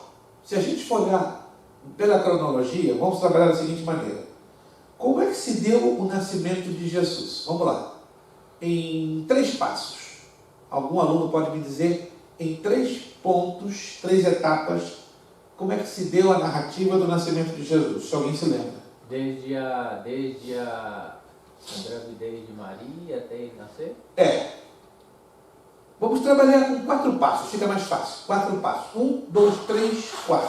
Vamos lá, na ordem cronológica. Qual seria o primeiro passo? Gravidez de Maria. Perfeito. Gravidez de Maria. Passo 2. Passo 2, vamos lá. Pré-natal dela, que... Ele está pensando com uma gravidez. Eu vou todo respeito. Desculpe, vocês têm filhos? Não. Ainda não? Então é o seu sonho. É o sonho do seu esposo. E vai ser cumprido, para a glória do Senhor. Ok. Talvez eu não me fiz claro. Vamos trabalhar então com a seguinte narrativa bem lógica à luz da Bíblia. Anunciação do nascimento de Jesus a Maria. Confere? Sim. Seria na linha da cronologia. ela recebe a anunciação do anjo Gabriel, dizendo que ela vai ser a mãe do Salvador. Passa-se um tempo, ela fica grávida, tá? Vamos adiantar um pouquinho o processo para vocês entenderem onde eu quero chegar. No momento que ela fica grávida, José fica preocupado, porque eram noivos. E segundo a tradição, eles não haviam ainda consumado o casamento.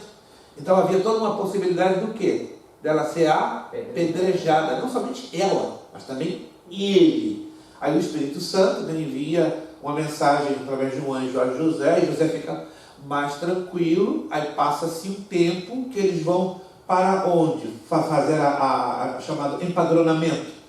O censo, na verdade, né?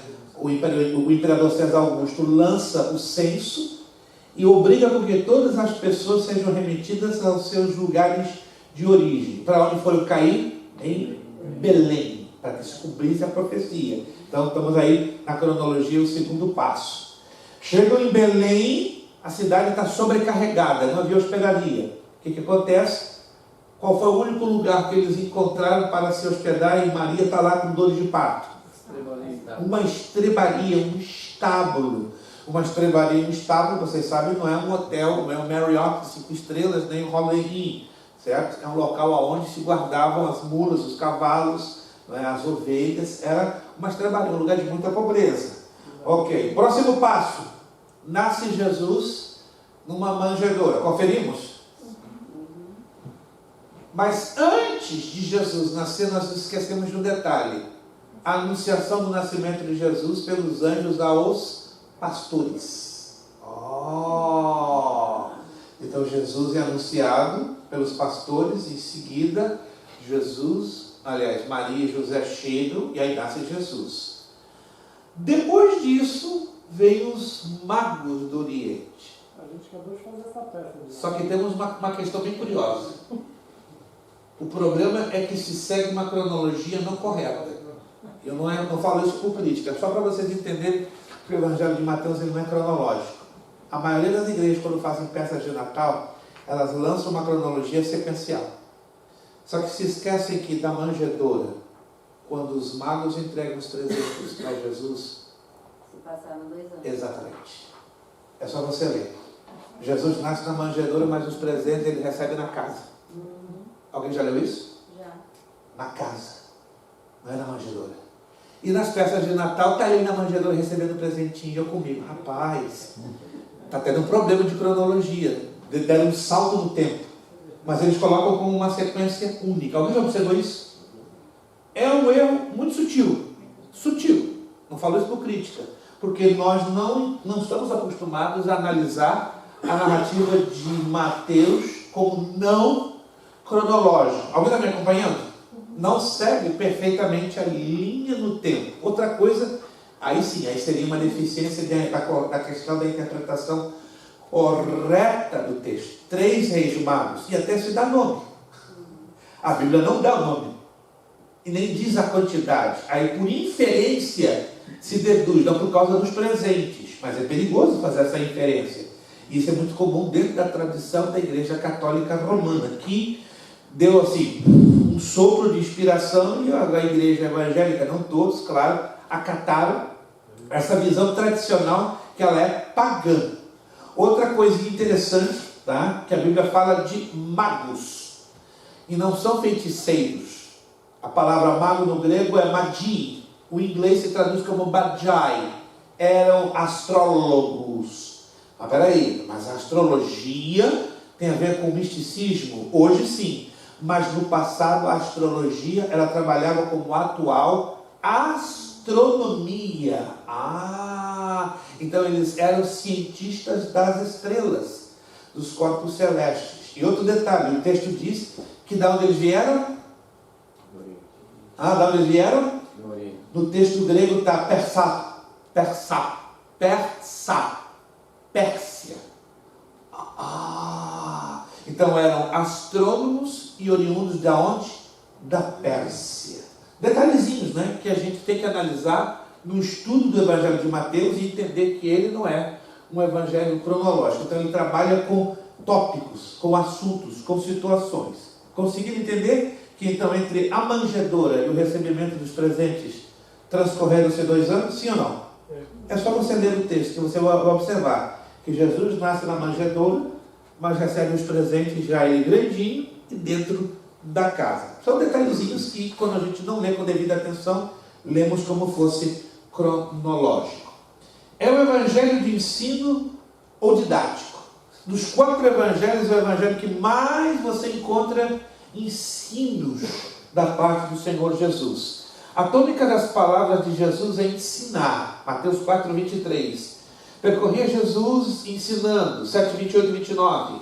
Admiraram da doutrina dele. 5, 2. O sermão do monte. E assim por diante. É o evangelho ocupado 100% para o ensino. É um evangelho judaico, não temos uma gota de dúvidas. Foi escrito para os judeus, visto no uso de símbolos judaicos, termos, números, sem qualquer nota explicativa. Isso aqui é curioso, ó. Não se explica o significado de uma palavra judaica tal como korban. A tradução mais aproximada, e não é exata, da palavra korban seria oferta ao Senhor. Ou costume de comer sem antes lavar as mãos. Interessante. Outro detalhe que vale a pena você anotar. No Evangelho de Mateus não é mencionado o nome da cidade de Jerusalém. Dê uma olhadinha. Lucas já fala, João já fala, Marcos já fala, mas Mateus em nenhum momento menciona Jerusalém, senão a cidade do grande rei. Alguém já observou isso? Não? Dê uma olhadinha. Vá dos 28 capítulos de Mateus e você não vai encontrar o nome Jerusalém, mas a expressão cidade do grande rei, porque é o seu nome ou apelido judaico. E Cristo é chamado filho de Davi e filho de Abraão. Pastor Elias. Quando ele chama Jerusalém pelo nome judaico, ele está se referindo a como era falado na época de Davi, ou falando de Jesus? Não. Então vamos agora nos remeter à geografia bíblica. Historicamente e geograficamente falando, a cidade de Jerusalém passou por 3 etapas a nível de nome. Interessante que a gente anotar. Tá? O nome mais antigo da cidade de Jerusalém foi Salém.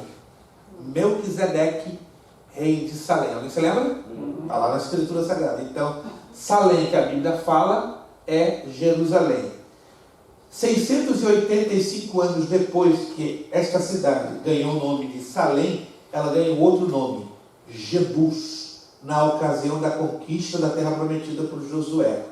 1000 anos depois, Jebus se torna Jerusalém, ou Jerusalém, casa de paz. Mas no Evangelho de Mateus, nem Salém, nem Jebus, nem Jerusalém, mas ela é identificada através do seu nome profético, né? Porque o Antigo Testamento fala muito da cidade do grande rei, sobretudo os livros do profeta Oséias, profeta Amós, profeta Abacuque. Tá? Curiosamente, alguns profetas não mencionam o nome Jerusalém, senão a cidade do grande rei. Porque então, consequentemente, eu avancei.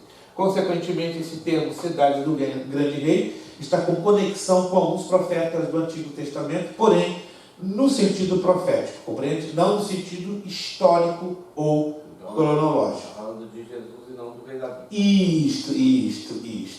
Alguma outra dúvida ou pergunta? Isso aqui o estudo dos 4 evangelhos vai nos abrir um panorama, um leque que muitos de nós, embora lendo os 4 evangelhos, mas vai nos revelar detalhezinhos bem curiosos e até mesmo na questão de uma interpretação incorreta ou correta. Como, por exemplo, a gente vai falar sobre isso nas próximas aulas.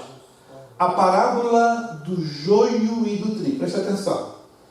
A pastora Kátia está especializada nisto, né? Então, se você quer conhecer parábola, pergunte a Jesus e a pastora Kátia. Ok. Qual a visão normal que nós temos quando ouvimos sobre a parábola do joio e do trigo? A visão normal que eu quero dizer é o seguinte: a maioria dos pregadores, ensinadores, ensinam uma interpretação padronizada, vamos dizer assim, que a parábola do trigo e do joio significa isso, isso e isso. Ainda que algumas das parábolas de Jesus, ele mesmo dá a própria interpretação no meio ou no finalzinho delas.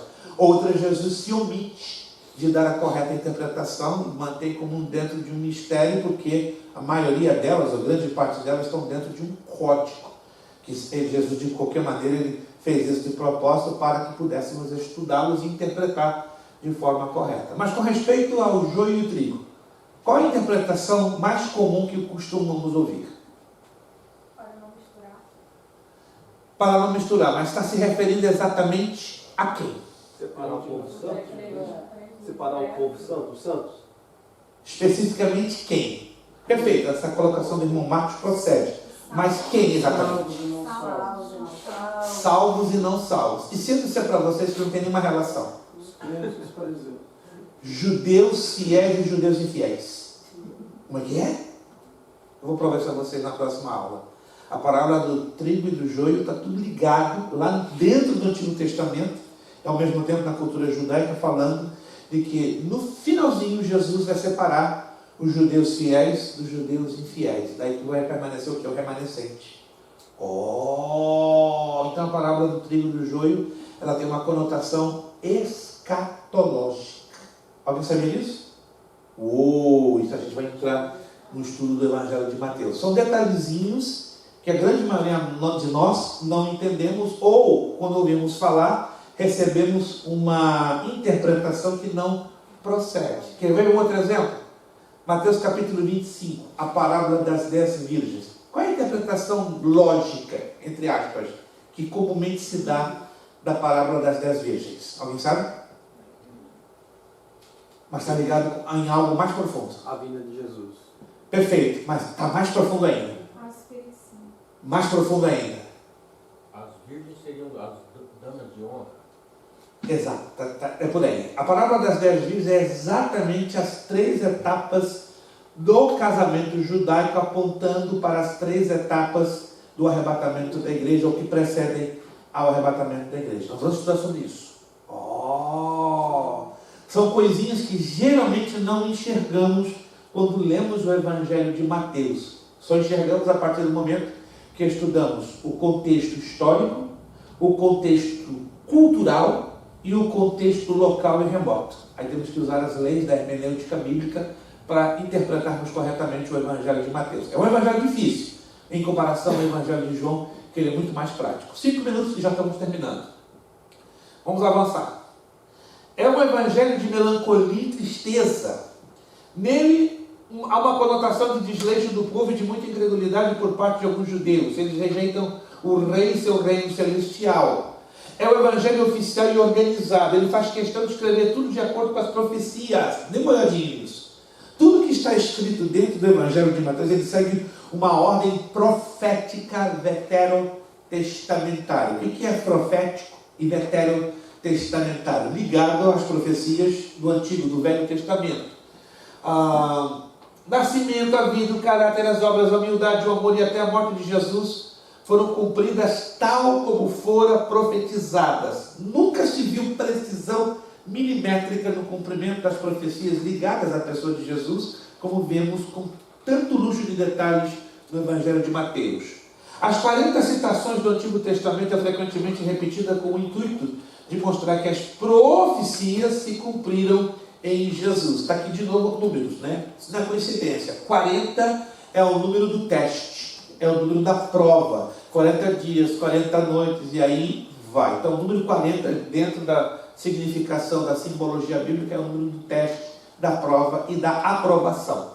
É um evangelho de antagonismo, ou seja, de coisas contrárias e rejeição judaica. Por um lado, os judeus se opõem e rejeitam Jesus. Por outro lado, Jesus expõe os fariseus e os escribas. Em Mateus, sem dúvida nenhuma, Jesus é rei. Ele tem linhagem, filho de Davi. Ele tem o arauto, seu reino anunciado, proclamado. Ele revela as leis do reino. Ele é rei poderoso, realiza milagres, sinais e maravilhas. Ele possui ministros, ele organizou o seu reino, buscando bases sólidas para ampliá-la sobre os seus discípulos. Ele falou do seu reino eterno. 55 vezes ele foi um rei rejeitado. Ele triunfou, mas reinará para sempre. Dá uma linda mensagem, não é verdade, irmãos? Tudo isso Mateus revelando Jesus como a pessoa do nosso Rei e glorioso Salvador. Vamos lá. Veja quanto ele, Jesus, tinha de rei, nome real, posição real, anúncio real, coroação real, proclamação real, lealdade real, amor real, glória real, sacrifício real, vitória real. E olha, não é coincidência, 10 títulos aplicados a ele como rei, porque 10 é o número das coisas completas. Em Jesus, tudo nele é completo, tudo nele é perfeito, tudo nele é maravilhoso. Ei, acabei pregando, não era a minha intenção. Mas não tem jeito, a gente se empolga falando da pessoa do Rei Jesus. Para terminar por hoje, vamos lá. Aplicação pessoal. A ênfase de Mateus sobre Jesus como cumprimento da profecia mostra que a vida e ministério do Senhor Jesus eram parte de um plano único de Deus durante toda a história de Israel. Todo o Evangelho enfatiza que Jesus é Emmanuel, Deus conosco. O livro chama a igreja para uma missão, a proclamação das boas novas a todos os povos. Mateus apresenta Jesus como o Senhor e Mestre da igreja, a nova comunidade que é chamada a viver no reino dos céus.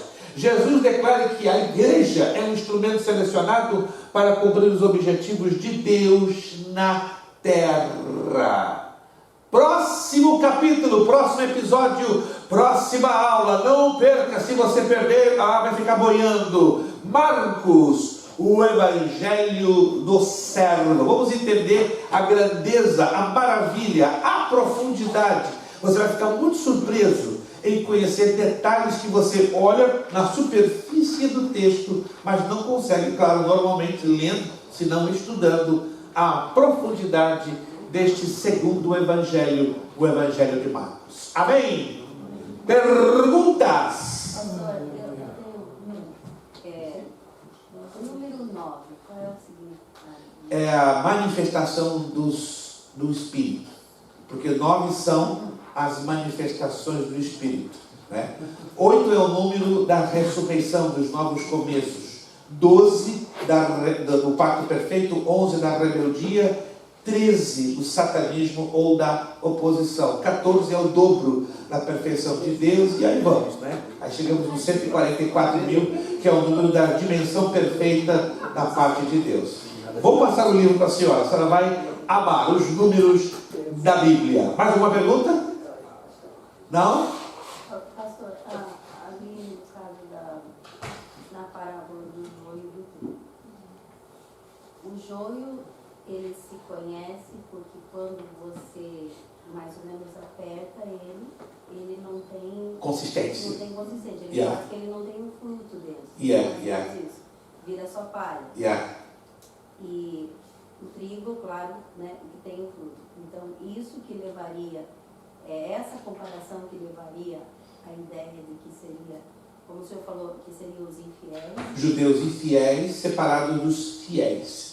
Mas está voltado à realidade da nação judaica. Porque lembre-se que essa parábola está contida no Evangelho de Mateus. Se estivesse em Marcos, em Lucas ou João, faria sentido que os pregadores afirmassem que o contexto e a sua interpretação seria voltado para os gentios, mas não é. Então, toda e qualquer parábola dentro do Evangelho de Mateus, ela tem uma conexão com a nação de Israel. Uma aplicação para a nossa vida pessoal, tá? Mas acima de tudo, a primeira aplicação é para a nação de Israel. Mais uma perguntinha? E isso aí teria a ver, então, na vida, no caso, cristã, aplicando para nós, na questão de frutificação. Isso, perfeito, pastor. Continue assim que a senhora vai ganhar um pontaço, que não vai ter jeito, a senhora não vai ficar isenta do tal. Gente, vamos terminar, já são 10h02, não podemos passar do horário. Vamos nos colocar de pé, agradecer ao Senhor nosso Deus. O que vocês acharam do início da matéria dos evangelhos? Algo diferente? Sim ou não? Bastante diferente. Você ainda não viu quando entrarmos em Marcos. Você vai se surpreender com Lucas e vai ficar realmente estremecido quando chegarmos a João. Uau, eu não tinha a mínima ideia do conjunto maravilhoso que traz esses 4 evangelhos. Essa é a razão que a maioria dos bibliologistas sugere que a pessoa que nunca leu a Bíblia ou que quer ler a Bíblia de uma maneira mais sistemática comece pelos evangelhos, ao invés de começar em Gênesis, começar tendo a visualização do ministério e da vida do Senhor Jesus, porque é uma forma até um pouco mais fácil de você compreender a Sagrada Escritura. Vamos agradecer a Deus? Vamos então orar? Vamos pedir, pastor Jurandir, levantar a sua voz e nos agradecer a Deus por esta aula de hoje. Lembrando, irmãos, que o pagamento deste mês de fevereiro, se você ainda não fez, converse com o pastor Edson, né, que está sendo o monitor aqui da classe, tá? Somente para que ele tenha a comunicação, né, e a informação, mas o dia máximo, para quem não fez ainda, é o dia 20 próximo, né? Ele tem uma outra orientação dada pelo nosso pastor, que eu prefiro que você converse com ele, né, com respeito ao que será aos pagamentos do mês de março. Mas se você ainda não fez no mês de fevereiro, então procure fazê-lo na medida do possível até o dia 20 do presente mês. Pastor Jurandir, na sua bondade e misericórdia, estará levantando a sua voz e agradecendo pela classe de hoje. Muito obrigado pelo seu esforço. Vamos estar orando uns pelos outros, orando pelos alunos que não puderam vir, alguns por problemas de trabalho, circunstâncias pessoais, enfermidades. E também divulgue, né, a nossa escola para novos alunos até a próxima aula. Então, só até a próxima aula poderemos, então, estar recebendo novos alunos. Muito obrigado, pastor Jurandir. Amém, amados. Amado Deus, nós te damos graças sempre, Aleluia, pela tua bondade, pela tua provisão, por nos ter permitido. Graças te damos, Senhor. Muito obrigado por abrir os nossos olhos, os nossos corações, Graças te damos, para aprendermos um pouco mais de ti, Senhor. Que nós possamos encher o nosso coração, a nossa alma, a nossa vida com estes ensinos, Senhor, e praticá-los. Oh, Deus. Ó Deus, tu és a fonte de todas as coisas. Nós te damos graça pela oportunidade, pela sabedoria, Senhor, na vida do pastor e pelos nossos irmãos presentes. Que a tua Graças, graça, Senhor, nos esforce e nos ajude, Senhor, a estarmos em pé e da melhor forma, Senhor, que nós possamos absorver tudo isso para a tua glória. Te damos graça por tudo no nome de Jesus. Tome a mão do seu irmão, se você puder, que está aí do seu lado, né? E vamos proclamar o nosso lema, agradecendo a Deus. Seriedade. Seriedade. Compromisso. Compromisso. Disciplina. Disciplina. Seriedade. Seriedade. Compromisso. Compromisso. Disciplina. Seriedade. Seriedade. Compromisso. Disciplina. É necessário que ele cresça e que eu diminua. É necessário que ele cresça e que eu diminua. É necessário que ele cresça e que eu diminua. E a Deus damos o quê? A honra, a glória e o poder. Muito obrigado, Deus nos abençoe. Até a próxima aula. Fim das transmissões da Strong Tower Church Bereia.